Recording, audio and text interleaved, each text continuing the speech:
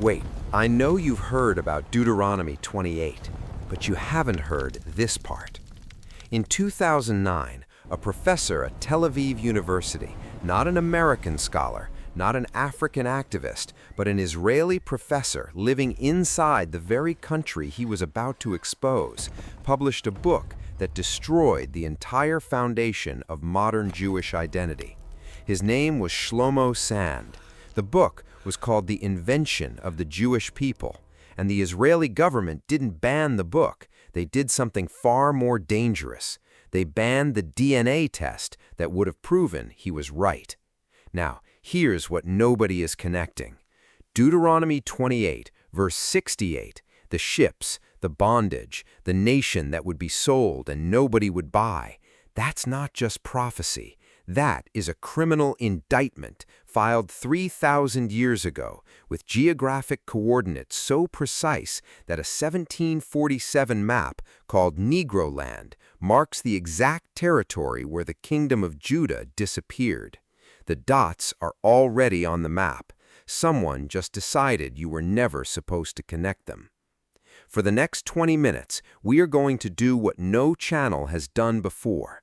We are going to put Shlomo Sand, Deuteronomy 28, the Negro Land map, and Israel's DNA ban on the same table at the same time and let the evidence speak for itself.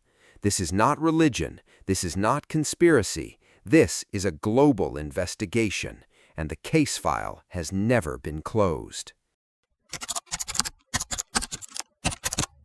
Let us start with the basics, because many people watching this have probably never been taught about this chapter in any meaningful depth. Deuteronomy 28 is a chapter in the Hebrew Scriptures, what Christians call the Old Testament. It is written as a covenant document, a legal agreement between a people and their God. The first 14 verses describe blessings, what would happen if the people remained faithful. But then, beginning at verse 15, the tone changes completely. What follows is 68 verses of increasingly specific warnings. Scholars call them covenant curses. And these are not vague spiritual metaphors. These are detailed, real-world predictions about what would happen to this specific group of people if they broke their covenant. Now, here's what makes this chapter so unusual in the ancient world. Most ancient religious texts use general language. Be faithful or bad things will happen to you. Honor the gods or face their wrath. But Deuteronomy 28 does something almost unheard of for an ancient document. It gets specific, embarrassingly, uncomfortably, historically specific. And that specificity is exactly what makes it so controversial and exactly why serious historians and biblical scholars keep returning to it. Drop a comment right now if you have ever heard these verses preached in a mainstream church. I want to know, because almost none of the people I have spoken to over the years had ever heard Deuteronomy 28 taught verse by verse. Let us go through the most significant passages. Verse 32 says this, "Your sons and your daughters shall be given to another people, and your eyes shall look and fail with longing for them all day long, and there shall be no strength in your hand." Pause on that for a moment. Children taken away, families watching their children disappear, unable to stop it. Most mainstream commentaries will apply this to ancient Babylonian or Assyrian conquests. That is a valid historical interpretation for one layer of the text.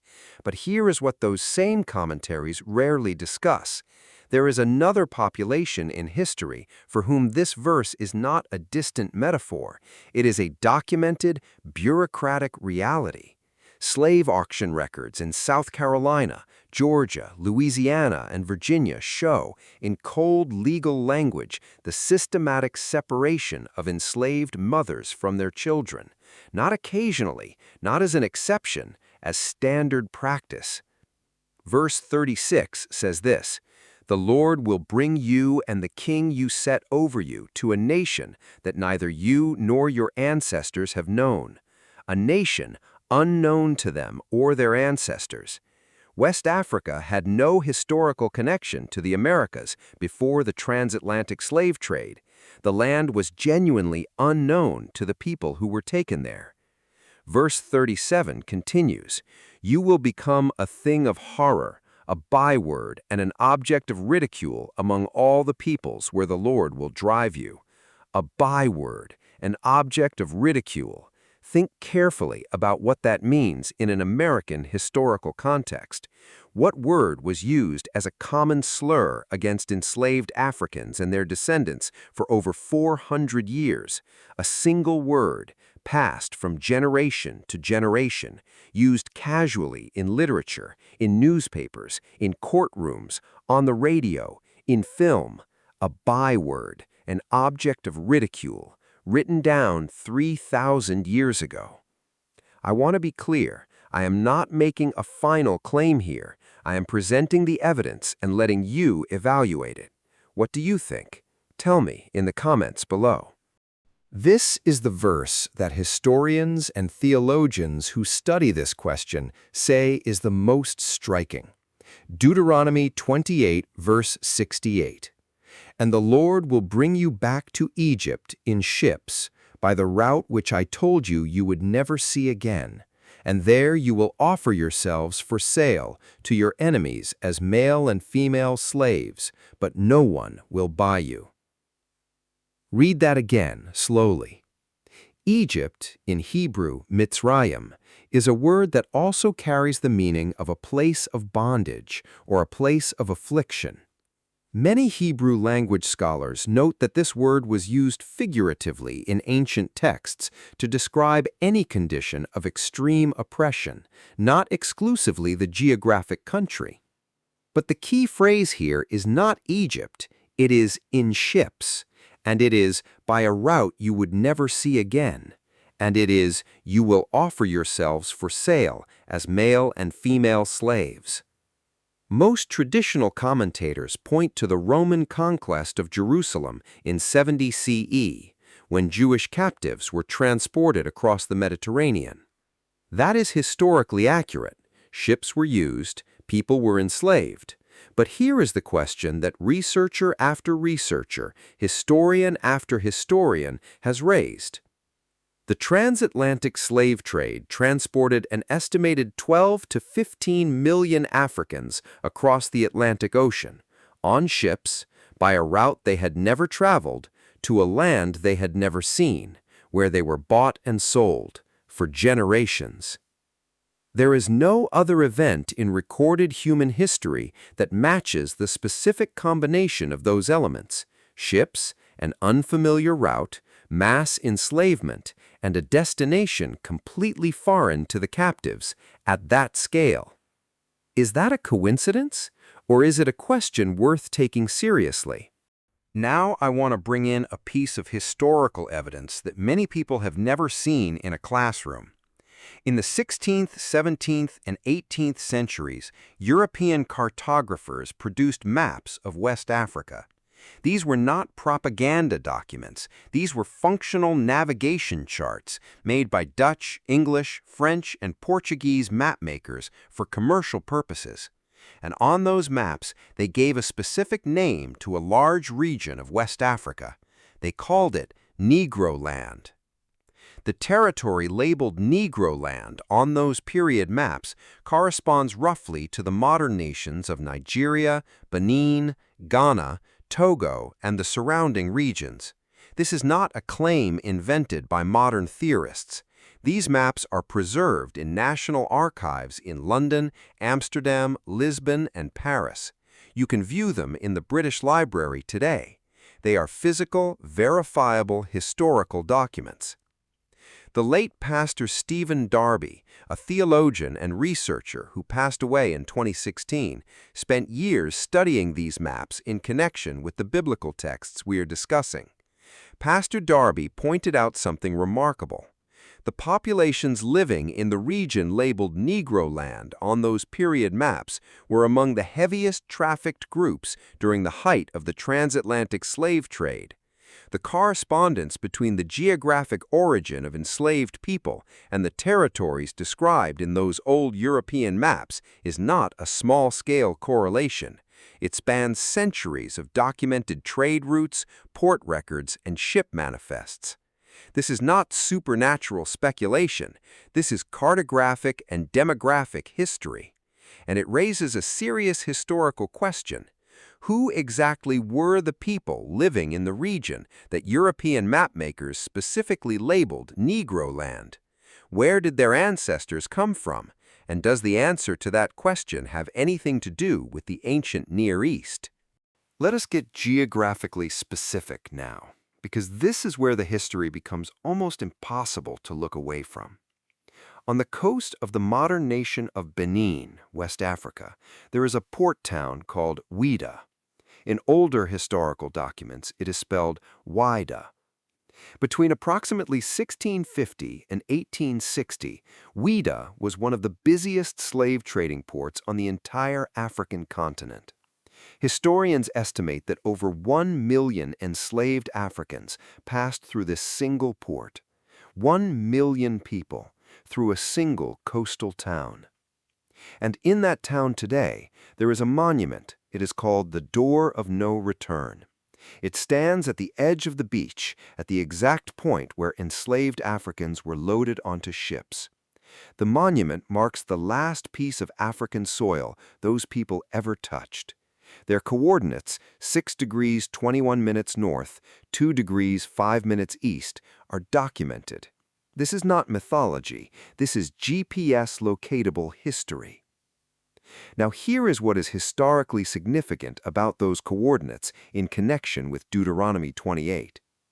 The region around Ouidah, the kingdom of Dahomey, the kingdom of Benin, the Niger Delta, was home to populations with some of the most complex and ancient oral historical traditions in all of West Africa. Many of those traditions speak of origins far to the northeast, migrations, displacement, long journeys from a distant homeland. Are those oral traditions a coincidence, or are they historical memory encoded in story, preserved across generations because writing was not the primary technology of that culture? Historians and anthropologists do not all agree on the answer, but the question itself is serious, documented, and worth examining. Here is where I want to pause and be very careful, because DNA is a field where the science is real, but the interpretation can be misused. Let me give you the actual data. Beginning in the early 2000s, companies like 23andMe, Ancestry DNA, and academic institutions began conducting large-scale genetic studies of African American populations. What they found was both expected and unexpected. Expected, the majority of African American genetic ancestry traces to West and Central Africa, consistent with the documented origins of the transatlantic slave trade. Unexpected, a significant portion of African Americans carry a genetic marker category that geneticists call E1B1A. This haplogroup, a way of categorizing genetic lineages, is found in high concentrations in West Africa. But here is what is historically interesting. The same haplogroup cluster, in slightly different subcategories, is also found at measurable frequencies in populations of the ancient Near East, including populations that modern genetic research has connected to historically Semitic communities. I want to be precise here. This does not prove that West Africans are ancient Israelites. That is not what the science says. What the science says is that there are genetic connections between West African populations and ancient Near Eastern populations that predate the Arab slave trade and predate the transatlantic period. The academic debate about when those connections were established and through what mechanism is ongoing, but the connection itself is documented. I want to know your thoughts on this. Drop them in the comments. Do you think DNA evidence should factor into this kind of historical and textual analysis? Why or why not? Now we get to the most uncomfortable part of this conversation. Why is Deuteronomy 28 so rarely taught in depth in mainstream American churches? I want to give you 3 possible answers, and I want you to decide which one you find most compelling. The first answer is the simplest one. Deuteronomy 28 is a difficult theological text. It is long, it is repetitive, it is heavy with themes of suffering, punishment, and divine judgment. Most pastoral approaches to sermon planning prefer texts that offer encouragement, comfort, and practical life application. 68 verses of covenant curses do not easily translate to a Sunday morning message that sends people home feeling uplifted. So, it may simply be a matter of practical pastoral selection. That is a reasonable explanation. The second answer is slightly more complex.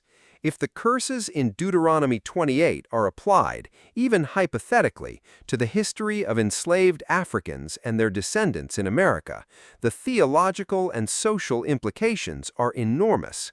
It raises questions that mainstream institutions, religious, academic, and political, have historically preferred not to raise. Questions about identity, questions about inheritance, questions about what obligations modern society might have toward a people described in its own sacred texts as bearing a specific historical covenant role. Those questions are not comfortable for institutions that have built their authority on a particular interpretation of history. The third answer is the most historically verifiable.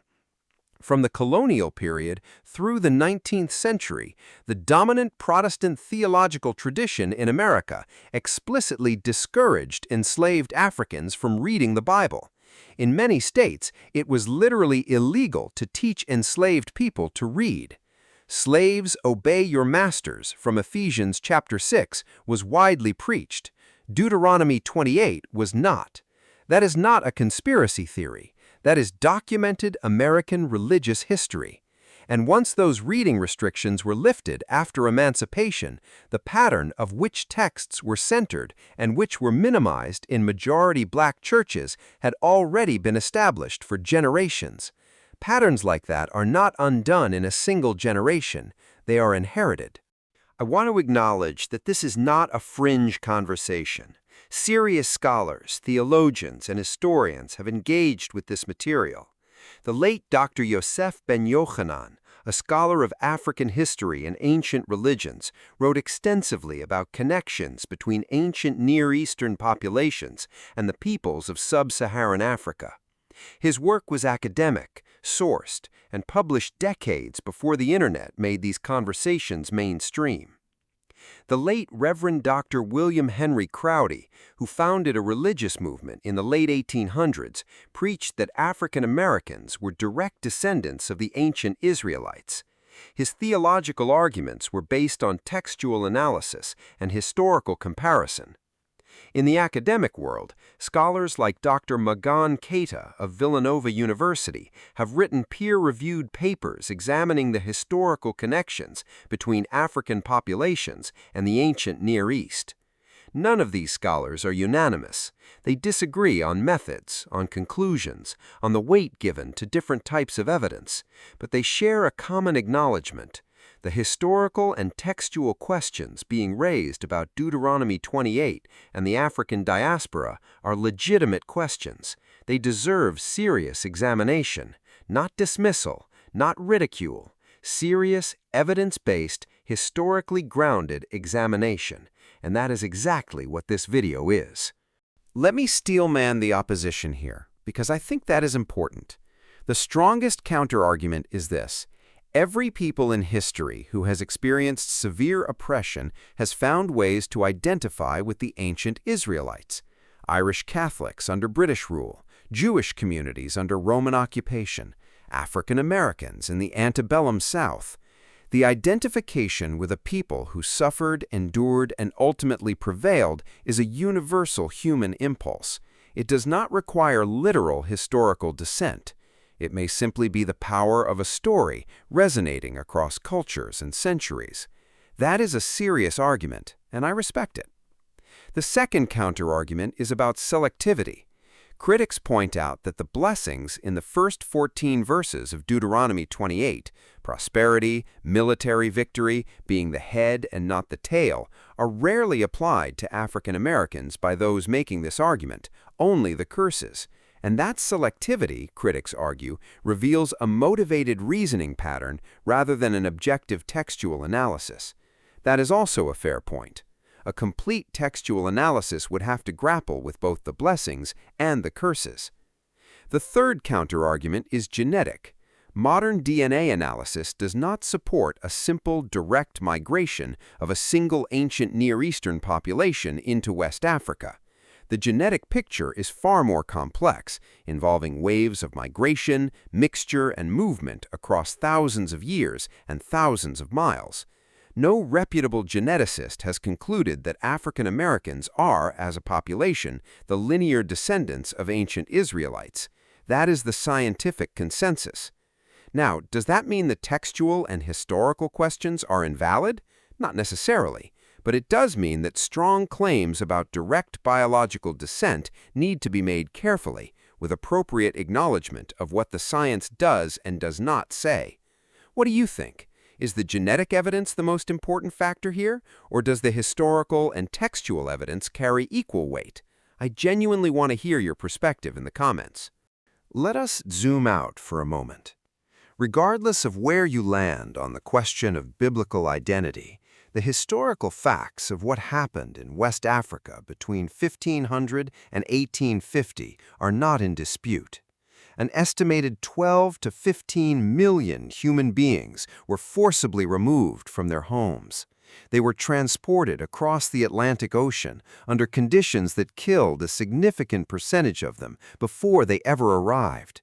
They were stripped of their languages, their names, their family structures, their cultural practices, and their religious traditions. They were assigned new identities by their captors. They were bought and sold like property for generations. Their descendants built the agricultural and economic foundation of the American South. And when emancipation came, it came without the land redistribution that had been promised, without the 40 acres, without the mule. This is not ancient history. The last formerly enslaved Americans lived into the 20th century. Their grandchildren are alive today. The economic, psychological, and social consequences of what happened are not buried in archives. They are visible in American cities, in American prisons, in American schools, in American wealth statistics, right now, in the year we are living in. Whether or not Deuteronomy 28 is a prophetic blueprint for this history, the history itself demands our attention, our honest examination, and our continued reckoning. Here is the question I want to leave you with, not as a rhetorical device, as a genuine question. If a document written thousands of years ago described in specific detail a chain of historical events that actually occurred, including ships, enslavement, family separation, being called by a name of shame, being taken to an unknown land, being sold into bondage, what would the responsible thing be to do with that information? Would the responsible thing be to keep skipping that chapter on Sunday morning? Would the responsible thing be to dismiss the people raising these questions as conspiracy theorists? Or would the responsible thing be to sit with the discomfort of the question, examine the evidence honestly, and allow the evidence to take us wherever it leads? I do not think history rewards comfortable answers. I think history rewards honest questions, carefully examined over long periods of time by people willing to follow the evidence even when it challenges their assumptions. That is what we have tried to do today. We have looked at the text of Deuteronomy 28. We have looked at the specific curses, ships, family separation, a name of shame, being taken to an unknown land, being sold into bondage. We have looked at the Negro land maps, preserved in European archives, showing where the people who were enslaved actually came from. We have looked at the port of Ouidah, the door of no return, where the geography of this history is physically inscribed in a monument that stands to this day. We have looked at the DNA data, complex, contested, but raising legitimate questions about ancient connections between African and Near Eastern populations. And we have asked why this chapter, one of the most specific, detailed, historically correlated chapters in the entire Hebrew Scriptures, is almost never the subject of sustained, serious examination in mainstream American religious education. These are not easy questions. They should not be easy questions. If this video made you think, if it made you uncomfortable, if it made you want to argue, if it made you want to go open Deuteronomy 28 yourself and read all 68 verses with fresh eyes, then it has done exactly what it was meant to do. History does not ask for your comfort. History asks for your attention. Hit the like button if you think these questions deserve serious historical examination.